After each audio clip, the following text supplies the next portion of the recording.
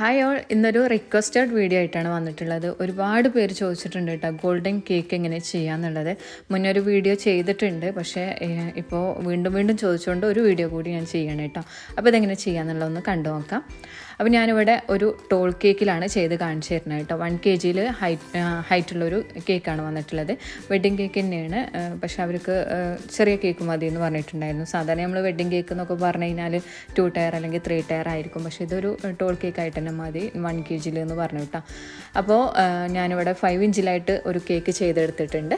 ഇതിനെ ഒന്ന് final coat ചെയ്തെടുക്കുക കേട്ടോ. ക്രം കോട്ട് ചെയ്തിട്ട് സെറ്റ് ആകാൻ വേണ്ടിയിട്ട് ആദ്യം വെച്ചു. അത് സെറ്റ് ആയതിൻ്റെ ശേഷം ഒരു ഹാഫ് അവറെങ്കിലും ഫ്രീസറിലോ അല്ലെങ്കിൽ ഫ്രിഡ്ജിലോ, ഫ്രീസറിലാണെങ്കിൽ ഒരു 15 മിനിറ്റ് വെച്ചാലും മതി. ഫ്രിഡ്ജിലാണെങ്കിൽ എന്തായാലും ചുരുങ്ങിയത് ഒരു ഹാഫ് അവറെങ്കിലും വെക്കണം കേട്ടോ.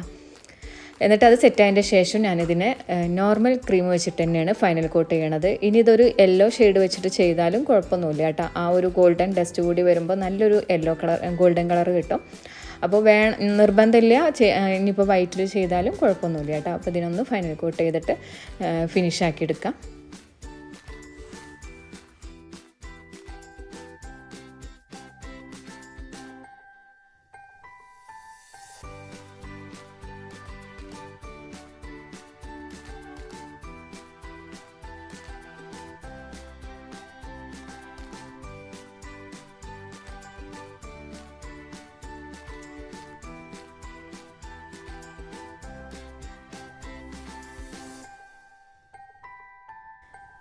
അപ്പോൾ ഏകദേശം ഇതിനെ ഒന്ന് ഫിനിഷാക്കി എടുത്തിട്ടുണ്ട്. ടോപ്പ് ഭാഗമൊക്കെ ഒന്ന് റെഡിയാക്കി, റഫ് ഡിസൈൻ തന്നെയാണ് മുകളിലായിട്ട് വന്നിട്ടുള്ളത്.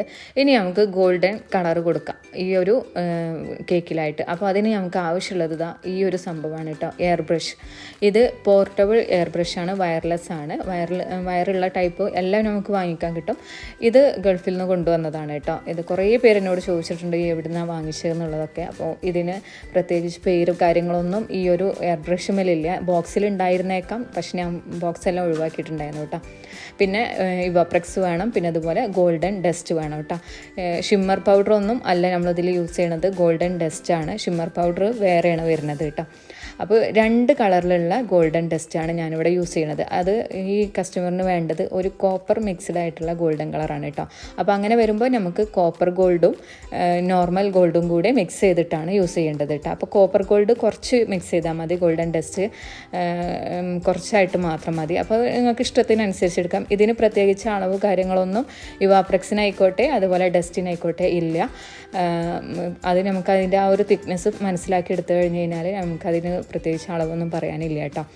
അപ്പോൾ ഗോൾഡൻ ഡസ്റ്റിൽ കുറച്ച് ഇവാപ്രെക്സ് മിക്സ് ചെയ്തു, കുറച്ച് ഒഴിച്ച് കഴിഞ്ഞതിന് ശേഷം അതിനൊന്ന് മിക്സ് ചെയ്ത് നോക്കുക. മിക്സ് ചെയ്തിട്ട് നല്ല ലൂസായിട്ട് ഇരിക്കാൻ പാടില്ല, എന്നാലും നല്ല ടൈറ്റായിട്ട് ഇരിക്കാൻ പാടില്ല കേട്ടോ.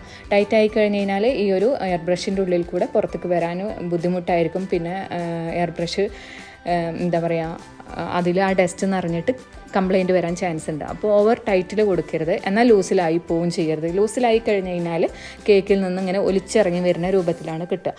അപ്പോൾ അത് എത്ര തന്നെ ഫിനിഷാക്കി എടുത്താലും ആ ഒരു ഭംഗി കിട്ടൂല കേട്ടോ. അപ്പോൾ കുറേശ്ശെ ആദ്യം തന്നെ നമ്മൾ ഒരുപാട് ഇവാപ്രെക്സ് മിക്സ് ചെയ്ത് കൊടുക്കരുത്, കുറേശ്ശെ മിക്സ് ചെയ്യുക. എന്നിട്ട് വല്ല ബ്രഷോ എന്തെങ്കിലും വെച്ചിട്ട് വേണം കേട്ടോ മിക്സ് ചെയ്യാൻ. കൈ വെച്ചിട്ടൊന്നും ചെയ്യരുത്. കയ്യിലൊക്കെ ഡസ്റ്റ് ആയി കഴിഞ്ഞ് കഴിഞ്ഞാൽ അത് പോകാൻ കുറച്ച് ടൈം എടുക്കും. അപ്പോൾ ഇനി ഇതിനകത്ത് ഓപ്പൺ ചെയ്തിട്ട് ഒഴിച്ചു കൊടുക്കട്ടെ. ഈ ഒരു ഭാഗത്തായിട്ടാണ് നമ്മൾ ഇത് മിക്സ് ചെയ്ത് ഒക്കെ ഒഴിച്ചു കൊടുക്കേണ്ടത്. പിന്നെ അതുപോലെ തന്നെ നമ്മൾ ഒരുപാട് എടുത്തിട്ട് ഒരു കേക്ക് കവർ ചെയ്യാൻ ഇത്ര കുറച്ചൊന്നും പോരാട്ടോ, കുറേ വേണം. പക്ഷേ നമ്മൾ ആദ്യം കുറേശ്ശെ ആയിട്ട് മിക്സ് ചെയ്തിട്ട് അത് മാത്രമേ നമ്മളതിൽ അപ്ലൈ ചെയ്യുക, എയർ ബ്രഷ് ചെയ്യുക. അതിന് ശേഷം വീണ്ടും മിക്സ് ചെയ്യുക ഡസ്റ്റ് എടുത്തിട്ട്. ഒരുപാട് ഒന്നിച്ചിട്ട് ചെയ്ത് കഴിഞ്ഞ് കഴിഞ്ഞാൽ ഡസ്റ്റ് പെട്ടെന്ന് ഇവാപ്രെക്സ് പെട്ടെന്ന് അത് അബ്സോർബ് ആവും. പിന്നെ ഡസ്റ്റ് എന്താ പറയുക, ഇത് ഈ ഒരു മിക്സ് നല്ല ടൈറ്റായി പോകും. അപ്പോൾ അതുകൊണ്ടാണ് ആദ്യം നമ്മൾ നോക്കിയിട്ട് യൂസ് ചെയ്യുക കേട്ടോ. പിന്നെ ഫസ്റ്റ് തന്നെ കേക്കിലേക്ക് അങ്ങോട്ട് സ്പ്രേ ചെയ്ത് കൊടുക്കരുത്. ആദ്യം വേറെ ഏതെങ്കിലും സർഫേസിൽ സ്പ്രേ ചെയ്ത് ഓക്കെ ആയതിന് ശേഷം മാത്രം കേക്കിലായിട്ട് സ്പ്രേ ചെയ്ത് നോക്കുക കേട്ടോ.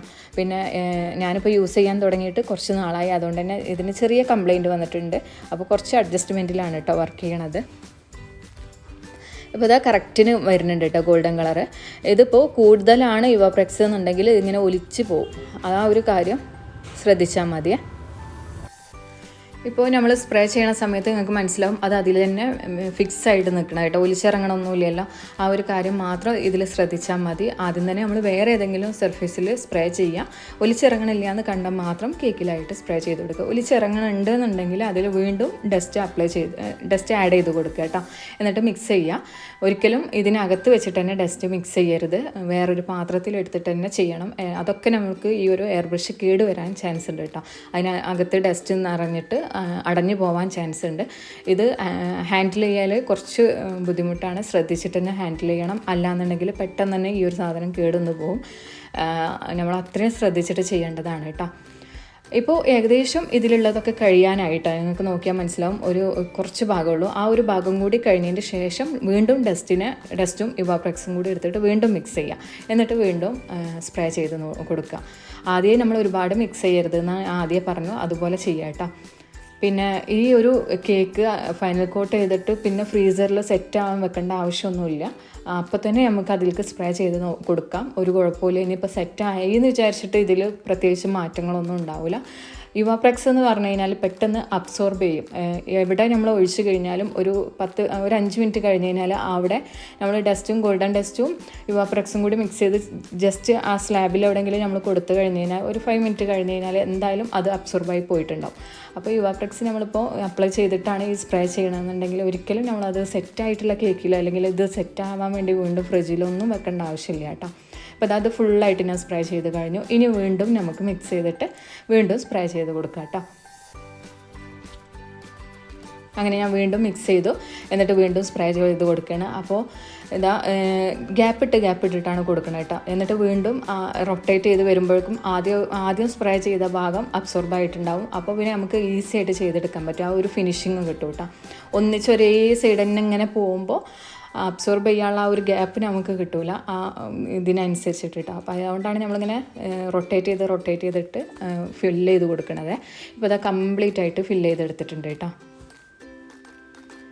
ഇപ്പോൾ ഫുള്ള് എയർ ബ്രഷിന് അതിലുള്ള ആ ഡസ്റ്റിൻ്റെ മിക്സ് ഫുള്ള് ഞാനിപ്പോൾ ഇതിൽ ഒഴിച്ചു കൊടുത്തു, സ്പ്രേ ചെയ്ത് കൊടുത്തു. അപ്പോൾ താഴെ ഭാഗത്ത് ബേസെല്ലാം നമ്മൾ പിന്നീട് ക്ലീൻ ചെയ്യുക, ലാസ്റ്റാണ് ക്ലീൻ ചെയ്യേണ്ടത്. ആദ്യം അത് ക്ലീൻ ചെയ്യേണ്ട ആവശ്യമില്ല കേട്ടോ. ഐസിങ് ചെയ്ത് കഴിഞ്ഞ് കഴിഞ്ഞാൽ ഇനി ഡസ്റ്റ് എല്ലാം ക്ലീൻ ചെയ്തിട്ട് ഫ്രിഡ്ജിൽ സെറ്റ് ആവാൻ വേണ്ടിയിട്ട് വെക്കാം.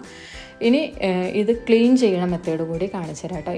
ഈ ഒരു ഇവാപ്രെക്സും ഡസ്റ്റും കൂടി വന്നു കഴിഞ്ഞ് കഴിഞ്ഞാൽ ഇവാപ്രെക്സ് ഇപ്പോൾ നമ്മൾ ഫുൾ സ്പ്രേ ചെയ്തപ്പോൾ അത് അങ്ങോട്ട് പോയി. ഇനി ഡസ്റ്റിൻ്റെ ചെറുതായിട്ടൊക്കെ ഉള്ളിലുണ്ടായിരിക്കും. അപ്പോൾ അതുകൊണ്ടാണ് നമ്മളിതിനെ വെള്ളം ഒഴിക്കുക, എന്നിട്ട് ഓൺ ചെയ്തതിൻ്റെ ശേഷം നമ്മൾ ബാക്കിൽ ഈ ഒരു ഫ്രണ്ട് ഭാഗം പൊത്തി പിടിച്ചിട്ട് ഈ അടച്ചിങ്ങനെ വെച്ചിട്ട് ബാക്കിലേക്കായിട്ട് ട്രിഗർ വലിച്ചു കൊടുത്തു കഴിഞ്ഞാൽ ഉള്ളിലേക്കാണിത് വരിക കേട്ടോ. അപ്പോൾ കണ്ടോ, ഇതിൻ്റെ ഉള്ളിലുണ്ടായിരുന്ന ഡസ്റ്റ് എല്ലാം പുറത്തേക്ക് വരുന്നുണ്ട്.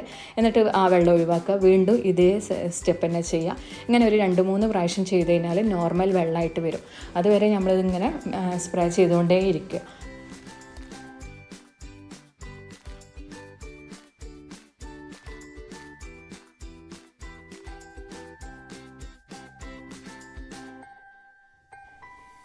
ഇപ്പോൾ കണ്ടോ, ഇപ്പോൾ നോർമലായിട്ടുള്ള വെള്ളമാണെന്നുണ്ടെങ്കിലും കുറേശ്ശായിട്ട് ഡസ്റ്റ് ഇതിൻ്റെ മുകളിലുണ്ട് കേട്ടോ. ഇത് പോകുന്ന വരെ നമ്മൾ ചെയ്തുകൊണ്ടേ ഇരിക്കണം. ഇപ്പോൾ കണ്ടോ, ചെറുതായിട്ടൊരു ഗ്ലേസിങ് കണ്ടോ, അത് പോകുന്ന വരെ നമ്മൾ ചെയ്തുകൊണ്ടേ ഇരിക്കണം. അതല്ലാന്നുണ്ടെങ്കിൽ അതിൻ്റെ ആ ഒരു ചെറിയൊരു ട്യൂബാണ് വന്നിട്ടുള്ളത്, ആ ട്യൂബിനകത്ത് ഡസ്റ്റ് നിറയും. അപ്പോൾ അത് പെട്ടെന്ന് കംപ്ലൈൻറ്റ് വരും. നമ്മൾ സ്പ്രേ ചെയ്യുന്ന സമയത്ത് പുറത്തേക്ക് സ്പ്രേ ആയിട്ട് വരില്ല കേട്ടോ.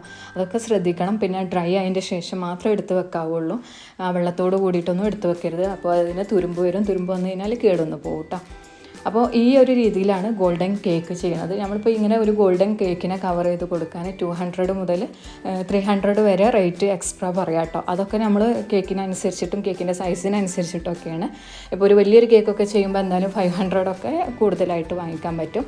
അപ്പോൾ ഈ ഒരു ഗോൾഡൻ കേക്ക് എങ്ങനെ ചെയ്യാമെന്ന് കുറേ പേരെന്നോട് ചോദിച്ചിട്ടുണ്ട്. എല്ലാവരുടെയും ഡൗട്ട് ക്ലിയർ ആയിട്ടുണ്ടാവും എന്ന് വിചാരിക്കണം. അപ്പോൾ വീഡിയോ ഇഷ്ടമായാലും എന്തായാലും ലൈക്ക് ചെയ്യുക, ഷെയർ ചെയ്യുക. അതുപോലെ ചാനൽ സബ്സ്ക്രൈബ് ചെയ്യാതെ കാണുന്നവരാണെങ്കിൽ ചാനലൊന്ന് സബ്സ്ക്രൈബ് ചെയ്യുക, സപ്പോർട്ട് ചെയ്യുക. ഇതിൻ്റെ കൂടെ തന്നെ ഇൻസ്റ്റഗ്രാം പേജ് ഫോളോ ചെയ്യാത്തവരാണെങ്കിൽ എന്തായാലും ഒന്ന് ഫോളോ ചെയ്യട്ടോ. അടുത്ത വീഡിയോയിൽ പുതിയ വിശേഷങ്ങളും ഡെക്കറേഷൻസും എല്ലാമായിട്ട് നമുക്ക് കാണാം. താങ്ക്